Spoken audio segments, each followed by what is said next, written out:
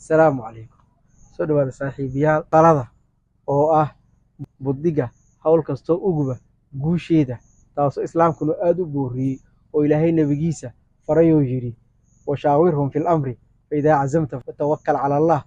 Sidoo kale ku ammaanay mu'miniinta wa amruhum shuuraa baynahum, isla markaana sugaanteenna ay u dhigtay maahmaahyo, gabayo iyo maansooyin tiro badan oo lagaga hadlayo talada. Ujeedkeenu ma aha maamooyinkaas soo koobno, waxaan rabnaa inaan ku dareensiino inay jiraan laba qodob oo muhiim u ah marka ay imaato talo ruux la tashanayo. Liskuma diidano talada inay muhiim tahay, ay u fiican tahay qofka arrin ku cusub ama ugub ku ah inuu qofka la tashadaa.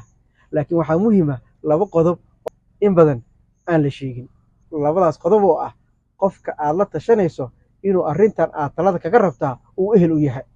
Haddii aad arrin caafimaad tala ka rabtaa, waxaa muhiim ah qofkaa yaqaan